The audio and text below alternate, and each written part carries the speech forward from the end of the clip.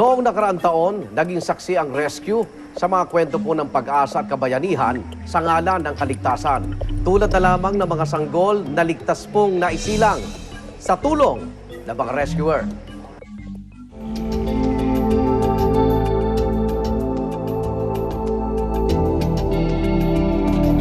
Hunyo nitong 2011, hinagupit ng bagyong Falcon ang Metro Manila. Ang Marikina Rescue Team umantabay sa posibleng pagtaas ng tubig sa Marikina River. Nung tawag sa amin noon, meron daw na sinabing na trap.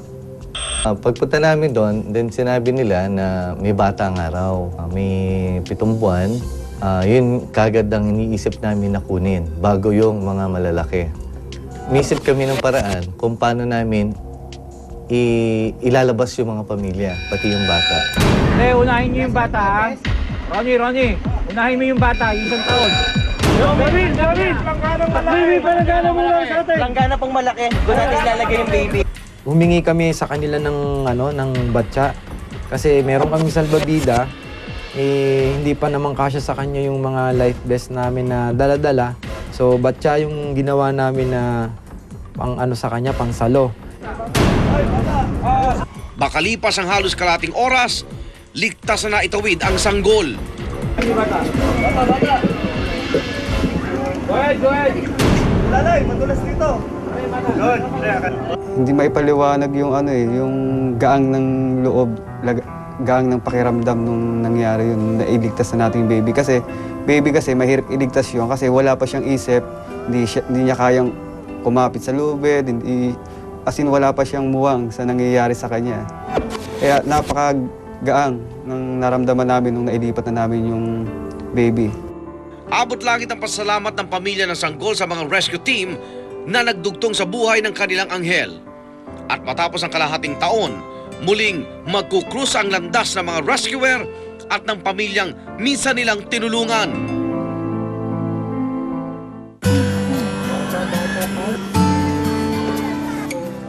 Magandang hapon po. Hi. Kamusta na si baby?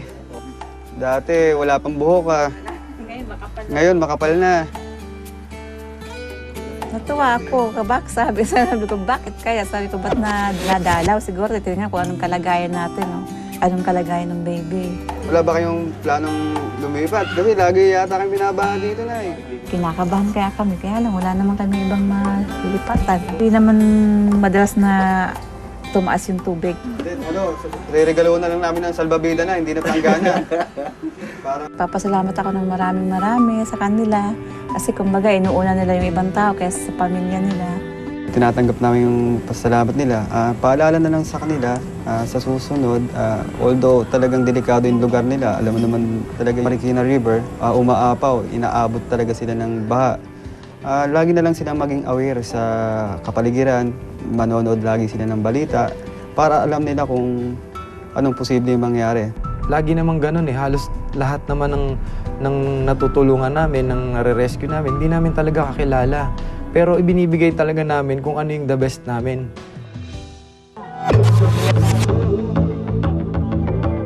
Sa mismong araw naman ng undas, habang siksikan ng tao sa Manila North Cemetery, isang buntis ang humilabantian. Agad na umalalay ang Blue Dragon Rescue ng Tondo. Bali sa undas, pangatlong taong ko na nagpupunta dyan. Yearly, marami kaming pasyente. Maraming mga nasusugatan, maraming nababalian. Pero first time namin nagkaroon ng birth on November 1. Pampito na ang sanggol na pinagbubuntis noon ni Elvira. Isa siyang caretaker sa Manila North Cemetery. First experience ko to na nanganak ako ng undas, tapos na tumulong yung rescue team sa akin. Na agad-agad naman na inasikaso rin ako sa Tondo. Si Luigi ang isa sa rescuer na umalalay noon kay Elvira. Malaking tulong daw ang pagiging isang nursing student sa kanyang tungkulin bilang volunteer rescuer. Nakaka-tend siya kung sa tutusin. Pero kailangan mo kasi hindi ka taranta. Kailangan presence of mind nandun. Nasa isip ko lang nun, posibleng lumabas na yung bata anytime. Hindi kami ganun ka-advanced na medical ambulance para sa ganun situation, pero gagawa namin ng paraan. Hanggang doon nga sa loob ng ambulansya, yun nga, inasikaso nila ako, pinaiin nga nila ako doon sa doktor, hanggang sa talagang inasikaso nila ako. Hanggang sa pagdating doon sa ospital ng Tondo, pati sa pagpasok doon sa emergency, asikasong-asikaso nila ako. Kaya nga sabi ko, iba pala talaga kapag may rescue team na tumutulong.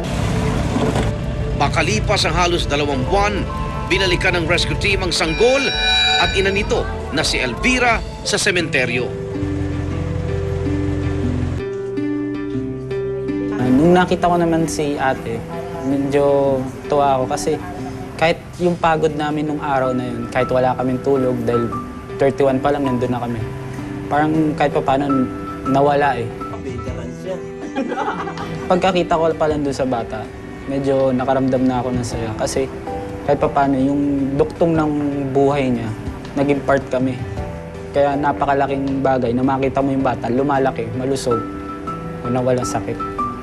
Kahit pala ibang tao sila, kahit na hindi kami magkakilala, in case na may emergency na ganyan, nandyan pa rin pala sila para tumulong sa amin. Kahit na mahirap kami, wala kaming pera, lagi silang on time para tumulong sa amin mga mahirap.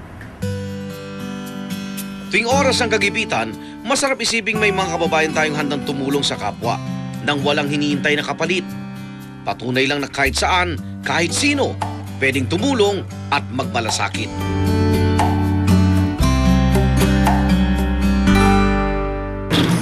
Yung sa South Sufar Highway na nag-rescue, siguro kung hindi nila kami binigyan ng first aid, hindi rin siguro magiging stable ako sa emergency. Thankful ako kasi second life nga to.